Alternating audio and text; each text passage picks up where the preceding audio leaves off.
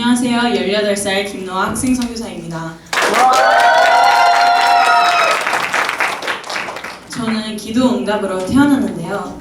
모태신앙으로 자라 자연스럽게 교회를 다니고 예배를 드리면서 어릴 때부터 신기한 체험과 기도응답을 많이 경험했습니다.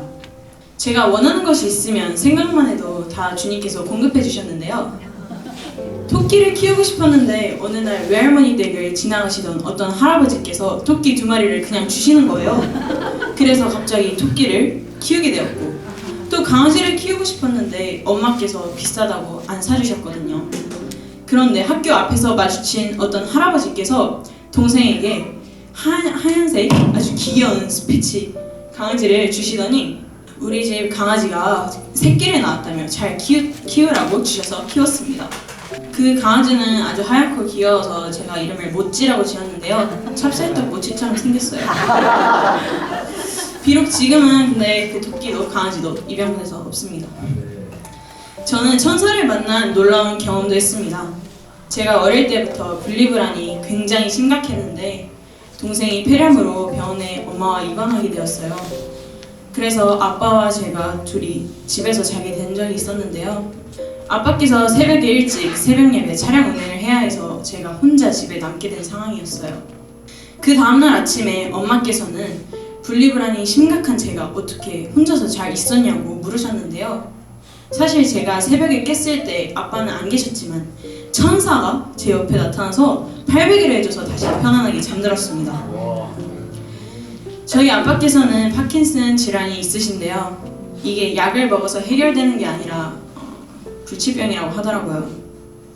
여러 검사 후 정확한 진단을 받은 날 엄마는 아빠께 소감이 어떠냐고 물으셨어요.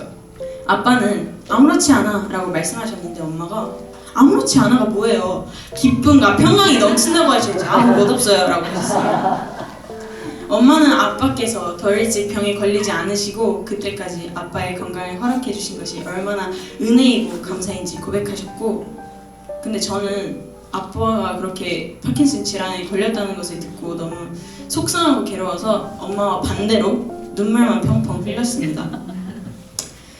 그러나 갑자기 주님께서 아빠께 그렇게 병을 허락하신 것이 천국에서 아빠에게 상을 많이 주시려고, 큰 상을 허락하시려고 그런 병을 주셨다는 것을 갑자기 알려주셔서 제가 슬퍼했던 그 마음이 갑자기 순식간에 기쁨과 감사로 변화되는 놀라운 경험을 하게 되었습니다. 어느 날 본격적으로 피아노를 배워보려고 엄마와 피아노 학원에 방문해서 상담을 받게 되었는데요. 학원비가 부담이 돼서 그냥 돌아왔어요. 그런데 일주일쯤 지난 뒤에 엄마께 모르는 번호로 전화가 온 거예요. 그 번호는 상담했던 피아노 학원 선생님이셨고, 그분은 불신자이신데 제가 며칠 동안 계속 생각이 났고 왠지 모르게 저를 가르쳐야 될 것 같다는 생각이 들었대요. 그러면서 학원비를 받지 않고 저를 제자로 가르치겠다고 저에게는 말하지 말고 그냥 학원에 보내라고 하셨습니다. 통화 후 엄마는 감격의 눈물을 흘리셨고 저는 이사할 때까지 한 약 5년까지 무료로 피아노를 배울 수 있었습니다. 그뿐 아니라 우쿨렐레, 플룻, 그리고 미술 역시 무료로 배우게 되는 특별한 은혜를 누렸습니다. 제가 6살 때쯤 이모와 아파트 앞에서 잠자리를 잡고 있었는데요. 엄마께서 외출하려고 차량을 빼고 계셨어요. 근데 그 후진하는 차 밑에 제가 완전히 깔려서 머리부터 발끝까지 하나도 안 보이게 된 거예요. 이모는 너무 놀라서 차를 막 두들기면서 비명을 지르면서 막 차를 두들겼고, 엄마도 순간적으로 놀라시면서 애가 밑에 깔려나 이런 걸 직감을 하시고는 바로 앞으로 차를 확 빼셨습니다. 제가 차에 깔렸을 때 누군가가 움직이지 말라고 가만히 있으라 해서 움직이지 않았거든요. 근데 나중에 알고 보니 엄마도 이모도 그 누구도 저에게 그런 말을 하지 않았다는 거예요. 저는 그 음성이 천사라고 생각을 했습니다. 제가 만약에 거기서 나오려고 조금이라도 움직이고 그랬으면 어딘가가 부러지거나 죽었을 수도 있었어요. 그런데 하나님께서 기적적으로 살려주셔서 이렇게 털끝 하나 다치지 않고 상처 하나 없이 이 자리에 서 있습니다. 이 일 후에 엄마는 저에게 종종 죽었다가 살아난 내 딸이라고 하십니다. 학교 방과 후 수업에서 축구하는 걸 보니까 너무 재밌어 보이는 거예요. 저와 동생은 축구를 너무 배우고 싶어서 엄마께 같이 축구 클럽에 보내달라고 한 적이 있는데요. 1인당 월 30만 원, 둘이 같이 보내려면 60만 원이란 말에 엄마는 비싸다고 안 된다고 하셨습니다. 그러면서 하나님이 원하시면 스카웃 되어 무료로 배우게 하실 테니 기도해서 응답받으면 보내주겠다고 하셨어요. 저는 그 말이 너무 당황스럽고 어이가 없었지만 일단 축구를 너무 배우고 싶다는 그 간절한 마음에 기도를 열심히 했습니다. 그렇게 기도하던 중에 같은 초등학교 남자애가 본인이 다니는 축구클럽 감독님께 우리 학교 여자애가 축구를 잘해요 라고 말씀을 드린 거예요. 그래서 그 감독님께서 그럼 저를 한번 와보라고 하셨습니다. 가서 테스트를 받고 정말 스카웃이 되어 무료로 축구를 배울 수 있었고, 이 자리를 빌어 그 부평주니어 오상록 감독님께 감사의 인사를 드립니다. 그 감독님의 추천으로 여자 축구부가 있는 그 학교로 전학을 가서 여자 축구 선수 생활을 할 수 있게 되었습니다. 제가 그 전까지는 꿈이 굉장히 많고 자주 바뀌었었는데 그때 축구가 너무 재밌는 거예요. 그래서 다른 꿈은 다 접고 난 이 길로 가겠다. 오직 축구에만 올인하자 이런 다짐을 했습니다. 정식적으로 선수 생활을 하다 보면 경기를 뛸 수 있는 나이 뭐 이런 거 엄청 엄격하게 따진단 말이에요. 그런데 저는 2년 동안 홈스쿨 생활을 예전에 했었던 터라 학년이 또래보다 낮아 검정고시를 봐서 중학교로 진학을 바로 해야 되나 걱정하고 고민하고 또 기도를 하고 있었어요. 그런데 갑자기 학교에서 시험을 보게 되어 5학년인데 6학년을 건너뛰고 조기 졸업하여 중학교로 들어가게 되었습니다. 개인 생활 없이 새벽부터 밤까지 학교 수업을 빼고는 훈련만 하는 선수 생활이 너무 즐거웠고 바쁜 경기 일정과 훈련으로 수업을 몇 번씩이나 빼먹었는데도 전교 1등을 했고 또 무슨 대회만 있으면 상을 쓰러오고 제가 생각하기엔 제 삶이 모든 것이 만족스러웠는데요. 그런 저에게 부모님은 항상 주님과 예배가 우선이 되어야 한다고 말씀하셨습니다. 하지만 선수 생활을 하면서 점점 바빠지고 몸이 힘들어지고 지치니까 예배와 신앙생활에 자연스럽게 소홀하게 되었습니다. 엄마는 저에게 너는 왜 사니? 우리는 사명 때문에 사는 건데 주님과 관계가 멀어지면 어떡하니라며 많이 혼내셨고 그럴 거면 축구를 그만두라는 말까지 하셨습니다. 저는 그런 말을 들으면서 정말 억울하고 화가 났지만 축구를 그만두지 않기 위해 겉으로는 간증도 쓰고 예배도 사수하면서 제 나름대로 축구보다 신앙생활이 우선이라는 것을 보이려고 노력했습니다. 때로는 복음도 전하고 열심히 하는 듯 했지만 사실 제 마음에는 주님보다 축구로 인한 기쁨 그리고 축구를 열심히 해서 성공하고자 하는 마음이 더 컸어요. 성실하게 훈련하니 실력은 날로 향상되어 칭찬도 받고 저는 그게 주님의 영광을 위한 것이라고 생각했습니다. 아무 문제 없이 나는 잘하고 있다고 생각하고 있었어요. 그러던 어느 날 발목 통증으로 병원에서 엑스레이를 찍게 되었는데 부모님께서 발목에 물혹이 있으니 축구선수 생활을 그만두라는 청천벽력 같은 말씀을 하시는 거예요. 그 순간 저는 하늘이 무너진 듯 몇 날 며칠을 울었고 여자 축구 국가대표 선수라는 이 꿈이 날아가 버려서 제 삶의 모든意欲을 잃고 절망성에 갇히게 되었습니다. 이런 일이 있기 전에는 성경 말씀도 믿어지고 기도하는 중에 방언도 받고 신기한 영적 체험도 했으니 나는 예수님을 인격적으로 만났을 뿐만 아니라 아주 잘 믿고 있다고 생각을 했어요.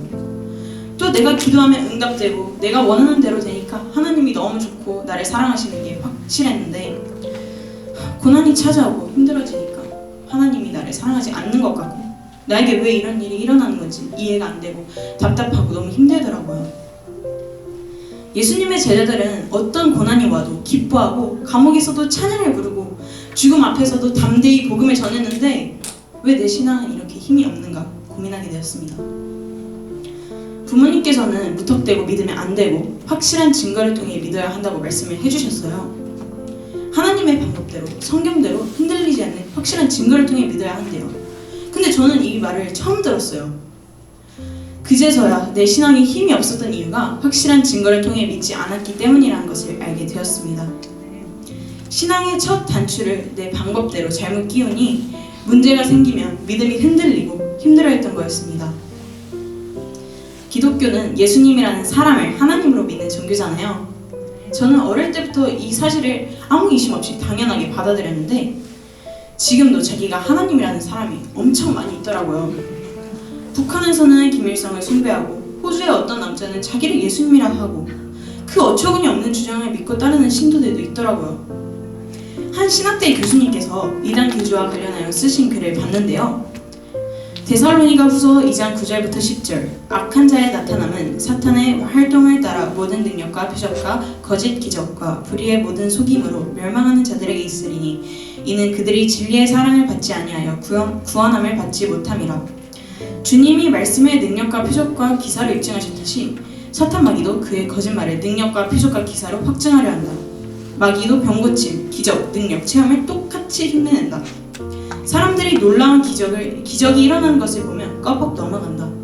그래서 주님이 거짓된 자들도 큰 표적과 기적을 행하니 거기에 미혹되지 말라고 하셨다. 저는 이렇게 마귀도 귀신도 똑같이 기적과 능력, 체험을 흉내낸다는 것을 보고 충격을 받았어요. 그리고 사이비 교주를 하나님이라고 믿는 사람들을 보면서 왜 믿는지 이해가 안 되고 바보 같다고 생각을 했는데 증거 없이 믿고 있었던 제가 그 사람들과 다를 바 없이 신념으로 믿고 있던 거였습니다. 그래서 저는 그 사람들과 달리 예수님이 왜 하나님인지 고민하기 시작했습니다.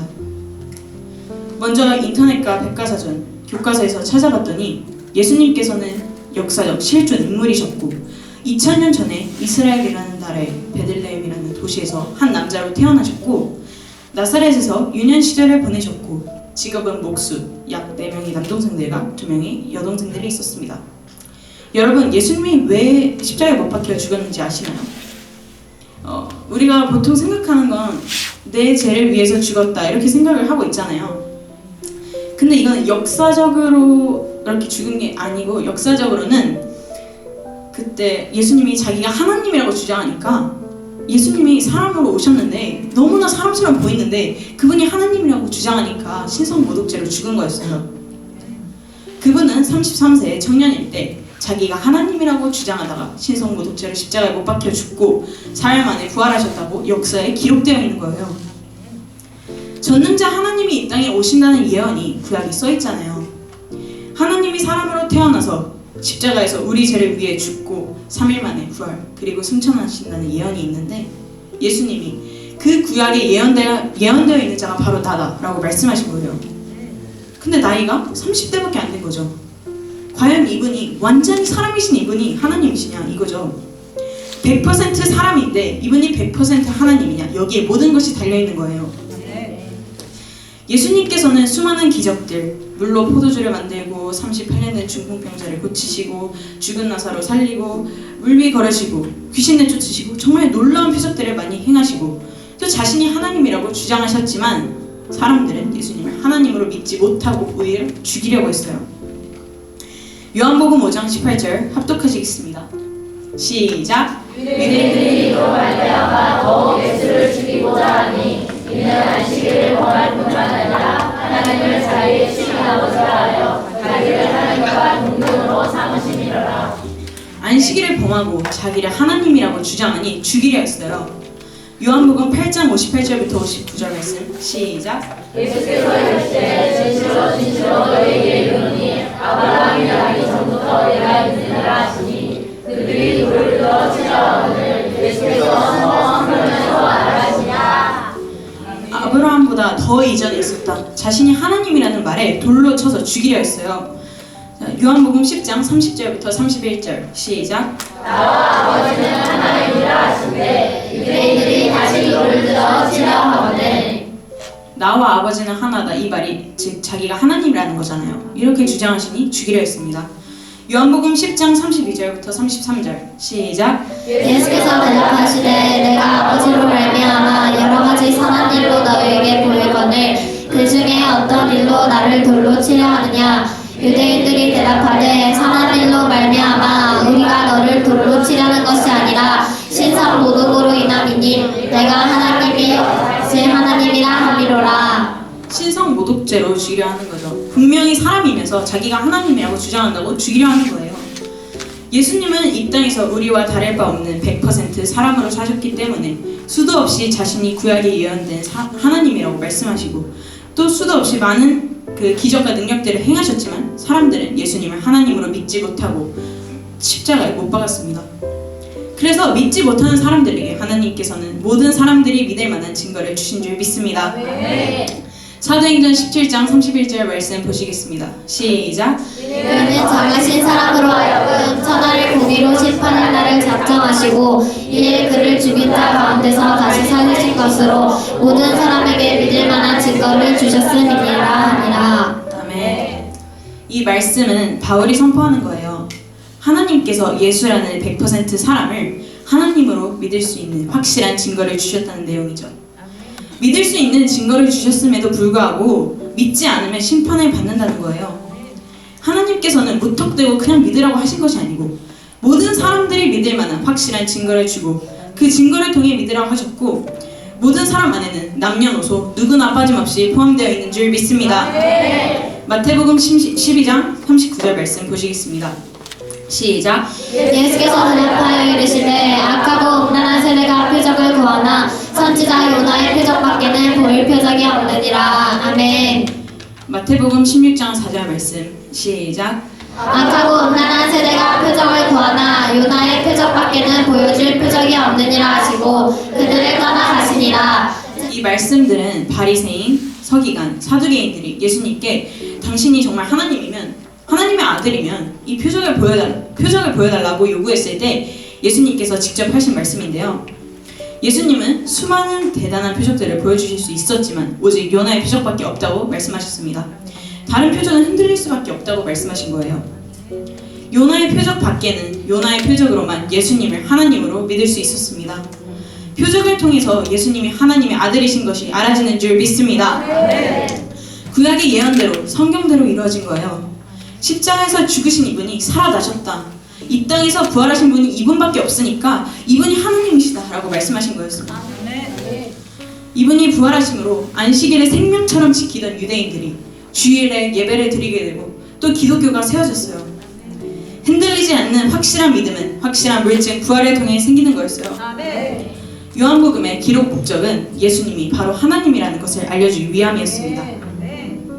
요한복음 20장 30절부터 31절에서 예수님께서 많은 표적을 행하였으나 오직 이것을 기록한 이유는 이 표적을 통해 하나님의 아들인 것을 이야기한 거였어요. 제자들은 예수님을 3년 반 동안 따라다니면서 수많은 기적과 표적과 능력 경험하고 보았어요. 그렇지만 죽음 앞에서 신앙의 실체가 드러나는 거예요. 귀신을 쫓아내고 엄청난 신앙 고백들을 했지만 십자가의 죽음 앞에서 배신하고 도망갈 수밖에 없었습니다. 제자들이 죽음 앞에서 다 도망갔어요. 예수님이 죽기 전에 말씀하신 게 다른 건 의지하지 마라. 다른 건 다 흔들릴 수 있는데 이 부활의 표적밖에 없다고 말씀하셨습니다. 기적과 표적의 차이점이 기적은 그냥 일상생활에서 일어나는 기이한 일들을 말하는 거고요. 표적은 무언가 증명하기 위해 일으킨 기적입니다. 이 요나의 표적은 하나님이 누구신지 증명하기 위해 일으킨 기적인 줄 믿습니다. 우리가 예수님을 믿을 때 하나님의 방법대로 믿는 것이 중요해요. 고린도전서 15장 3절부터 4절 그리고 11절 말씀 봉독하시겠습니다. 시작. 내가 받은 것을 먼저 너희에게 전하였노니 이는 성경대로 그리스도께서 우리 죄를 위하여 죽으시고 장사 지는 바 되셨다가 성경대로 사흘 만에 다시 살아나사 그러므로 나나 그들이나 이같이 전파하매 너희도 이같이 믿었느니라. 아멘. 성경대로가 중요해요. 바울도 12제자도 모두 성경대로 하나님의 방법대로 믿은 줄 믿습니다.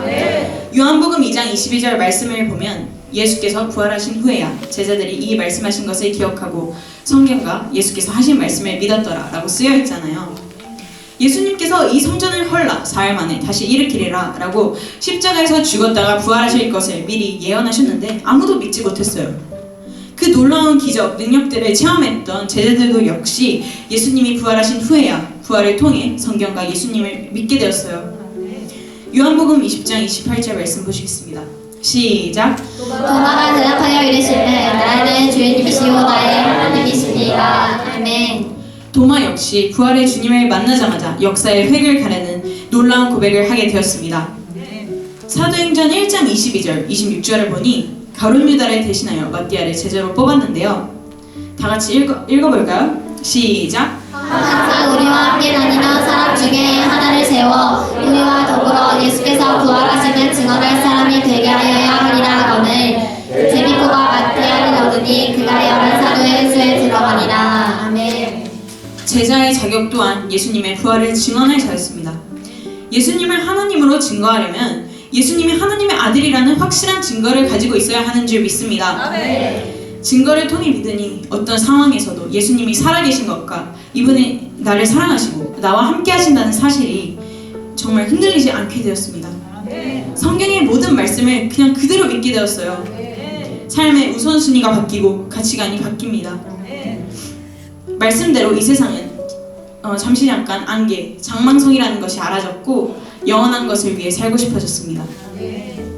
나를 너무나 사랑하시는 예수님이 나의 주인 되어주시니 더 이상 문제가 아니게 되고 삶의 기쁨과 감사가 넘쳐나며 진리가 너희를 자유케 하리라 이 말씀이 그대로 믿어지는 줄 믿습니다.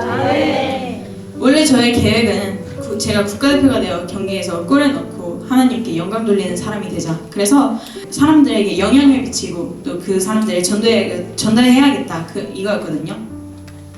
그런데 사실 제 중심이 하나님보다 축구를 더 사랑하고 축구가 제 우상이었다는 걸 깨닫게 되었습니다.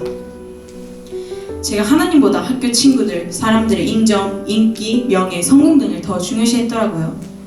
하나님을 믿는다고 하면서 제가 주인 되어 내 인생 계획하면서 우상을 품고 있었습니다.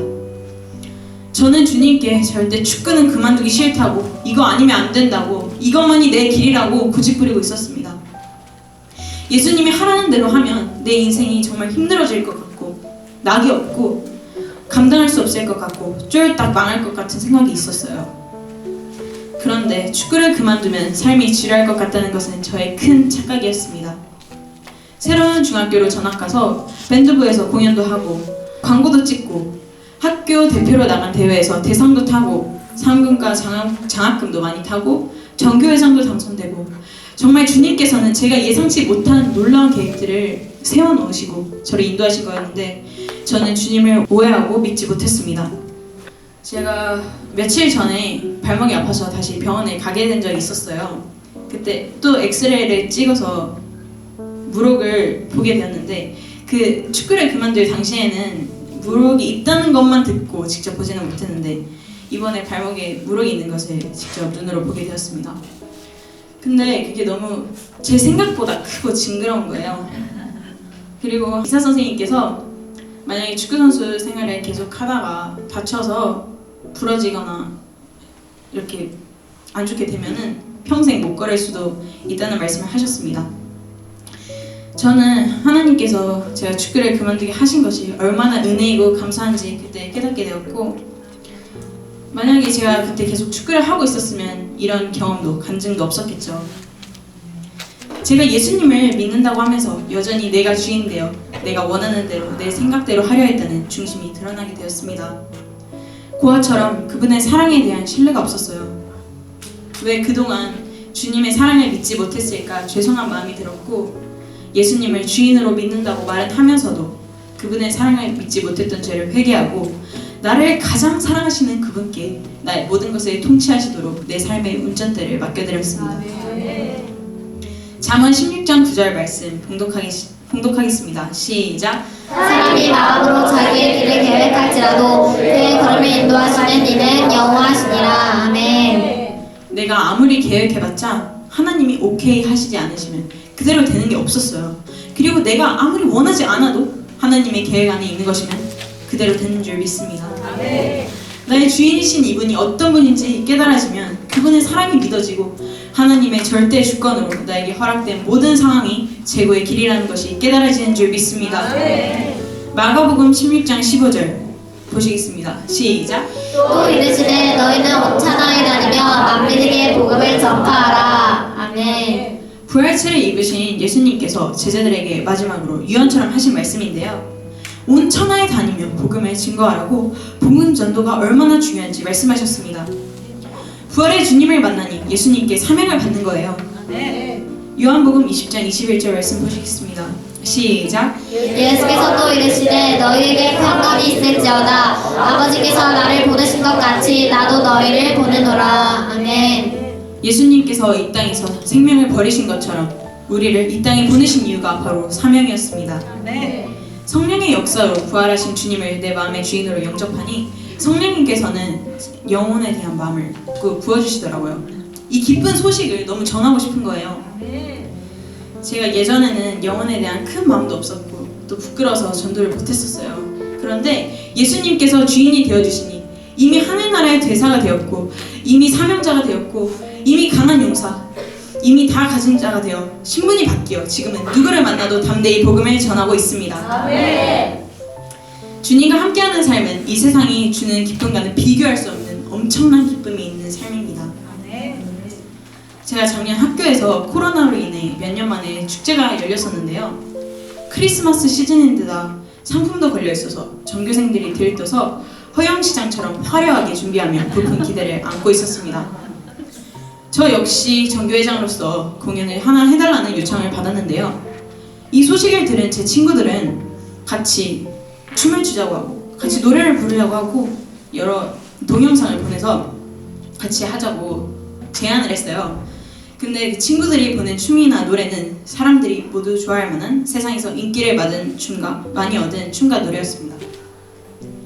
그러나 부모님께서는 이제 마지막으로 전교생 앞에서 하는 공연인데 그렇게 세상 유행을 쫓아서 하기보다는 하나님 앞에서 하나님께 영광 돌리는 곡으로 하는 게 어떻겠냐고 하셨습니다. 예전 같았으면 사람들의 시선이 신경 쓰이기도 하고 또 친구들의 제안을 거절하는 게 미안해서 그냥 타협했을 수도 있는데 저는 사람들의 시선 따위 신경 쓰지 않고 하나님 앞에서 주님께 올려드리는 마음으로 기꺼이 순종하기로 했습니다.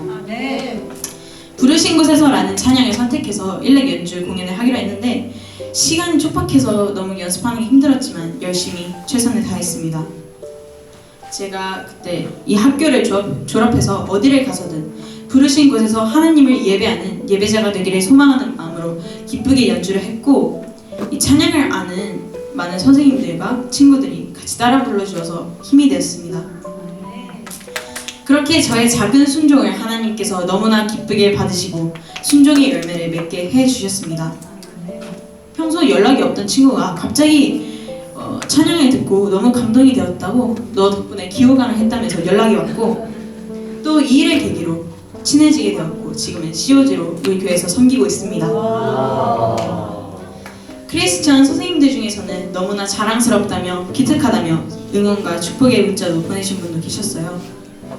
또 선생님도 하지 못했던 일을 용기 있게 해주어 기특하다고 도전이 되었다는 말씀도 해주셨고 한 번도 제대로 용기 내어 복음을 전하지 못했던 제 모습이 부끄러웠다고 하시며 연락을 주시기도 하셨습니다. 이 일을 통해 하나님께서는 눈에 보이는 사람을 의식하지 말고 살아계신 하나님을 드러내고 영광 돌리는 것을 얼마나 기뻐하시는지 깨닫게 하셨고 저는 순종하는 것이 얼마나 중요한지 깨닫게 되었습니다. 이번 일을 통해 하나님께서 저의 연주를 기뻐 받으셨다는 것을 알게 되었고 너무 감사해서 저는 주체할 수 없는 눈물을 흘렸습니다. 혹시 공연 영상을 같이 보고 싶으신가요? 네! 한번 틀어주세요.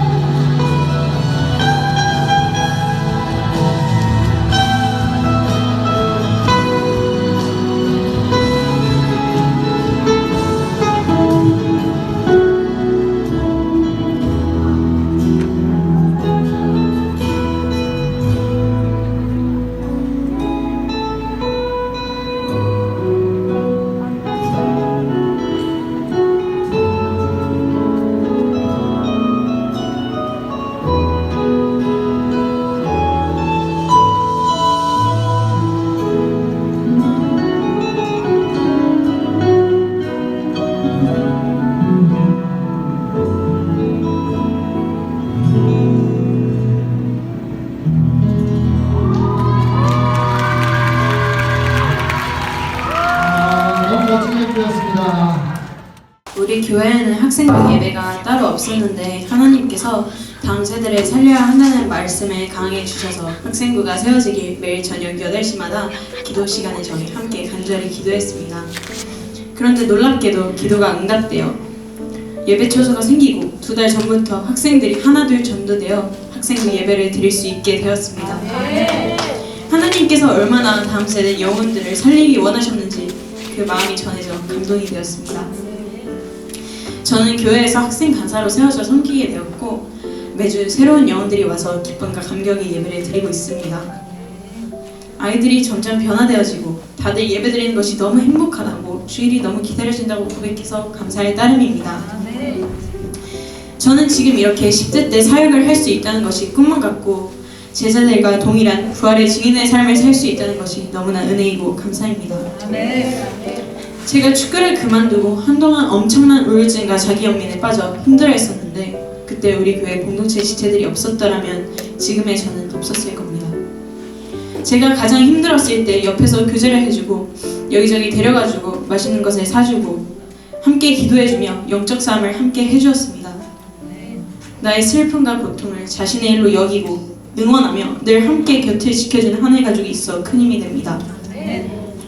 저는 지금 복음을 위하여 시간과 생명을 나누는 지체들과 함께 매일 기적을 경험하며 100배의 축복을 누리고 있습니다. 제가 최근에 받은 말씀은 사도행전 20장 24절 말씀인데요. 내가 달려갈 길과 주 예수께 받은 사명 곧 하나님의 은혜의 복음을 증언하는 일을 마치려 하면은 나의 생명조차 조금도 귀한 것으로 여기지 아니하노라. 아멘. 사도 바울의 사명이 생명보다 귀하다는 고백이었습니다. 바울은 예수님께 사명을 받은 즉시 그리스도를 위해 모든 것을 해로 여기고 표대를 향해 즉시 달려갔습니다. 이 말씀을 받으면서 내 미래에 대해 진지하게 생각해보게 되었습니다. 주 예수께 받은 사명, 곧 복음을 증거하는 것이 내가 사는 이유이고 잃어버린 영혼들을 구원하라고 주님께서 저를 이 땅에 보내신 거였습니다. 또 제가 전에는 복음 전하는 일을 하면서 교회를 섬기면서 또 다른 직업을 갖고 일을 꼭 해야 된다고 생각을 했거든요. 돈을 버는 일이요. 근데 그게 아니었어요. 예수님의 제자들은 어부의 일과 세리의 일 전부 내려놓고 전적으로 복음에 증거하며 생명을 바쳤더라고요. 그리고 마태복음 6장 33절 먼저 그 나라와 그 일을 구하라. 그리하면 이 모든 것을 너희에게 더하시리라 말씀대로 하나님의 일을 하면 하나님께서 알아서 채워주시고 책임져 주시니 아무것도 염려할 필요가 없다는 것을 깨달았습니다. 어떤 직업으로 돈을 벌어야 하나 고민하던 저에게 하나님께서는 제자들의 삶을 보게 하셨고 그들이 자신의 안위를 위해서 산 것이 아니라 목숨 걸고 복음만 전하러 다녔다는 사실을 깨닫게 하셨습니다. 그리고 그 삶이 불쌍한 것이 아니라 가장 복되고 가치 있는 삶이라는 것을 깨닫게 되었습니다. 짧은 인생 저도 제자들과 같이 오직 주를 위한 삶을 살고 싶다는 생각이 들었습니다. 고린도서 4장 7절부터 9절 함께 봉독하시겠습니다. 시작! 우리가 이 보배를 빚을 것에 받았으니 이는 심히 큰 능력은 하나님께 있고 우리에게 있지 아니함을 알게 하려 합니다. 우리가 사방으로 요구점을 당하여도 싸하지 아니하며 답답한 일을 당하여도 낙심하지 아니하며 박해를 받아도 버림받아 되지 아니하며 거꾸러뜨림을 당하여도 망하지 아니하고. 이제는 힘들고 어려운 상황, 제가 이해가 안 되는 일이 생겨도 이분이 내 안에 계시기 때문에 항상 함께 하시기 때문에 그분의 사랑을 신뢰하기 때문에 넉넉히 이길 수 있고 진짜 사명만 남은 자로 살게 되었습니다. 주님께서 사명을 감당하라고 우리를 이 땅에 파송하신 건데 사명을 잃으면 노숙자가 되는 줄 믿습니다. 저는 지금 제 목숨보다 사명을 더 귀하게 여기고 짐 엘리엇의 고백처럼 오래 살지 않아도 주님만 위해 살다 가기를 소망합니다. 여러분들도 하나님의 사랑을 의심치 않는 귀한 사명자들이 되길 바랍니다. 우리 이 시간 기도하겠습니다. 하나님, 이 시간 성령의 역사가 있어서 오늘 이 말씀이 그대로 믿어지게 하옵소서. 이에 그를 죽은 자 가운데서 다시 살리신 것으로 모든 사람에게 믿을 만한 증거를 주신다 하신 말씀처럼 내 방법대로 내 은사, 기도 응답, 체험이 아닌 오직 하나님께서 주신 이 증거 부활로 믿을 수 있도록 성령님 역사하여 주시옵소서. 부활하신 이분이 나의 주인이신데 지금까지 예수님을 주인으로 믿는다고 하면서 여전히 내가 주인되어 내가 원하는 대로 내 생각대로 살아온 죄를 회개합니다. 예수님을 믿는다고 하면서 그분의 사랑을 믿지 못했던 죄를 회개합니다. 끔찍한 죄덩어리였던 나를 사랑하셔서 대신 죽어주시고 내 안에서 나와 영원히 함께 사시려고 부활하신 이분의 사랑이 깨달아지길 원합니다. 이제는 나에게 최고의 사랑만 허락하시고 나를 가장 사랑하시는 그분께 나의 모든 것을 통치하시도록 나의 전부를 내어드리길 원합니다. 온전히 그분께 맡겨드리길 원합니다. 또한 예수님의 제자들이 예수님의 부활을 보고 죽음 앞에서 도망간 겁쟁이들이 순교자들로 한순간에 변화된 것처럼 우리도 부활하신 예수님을 만나 완전히 변화된 삶을 살길 원합니다. 나를 위해 내가 성공하고 내가 인정받고 나의 잘됨을 위해서 사는 것이 아니라 영원한 것에 눈이 떠져 이분만을 위해 살기 원합니다. 우선순위가 바뀌고 가치관이 바뀌길 원합니다. 우리가 이 복음을 정확히 갖고 있어 어딜 가든지 복음을 선포하게 하시고 우리로 말미암아 이 복음이 땅끝까지 번져지게 하옵소서. 전 세계의 다음 세대들이 일어나길 원합니다.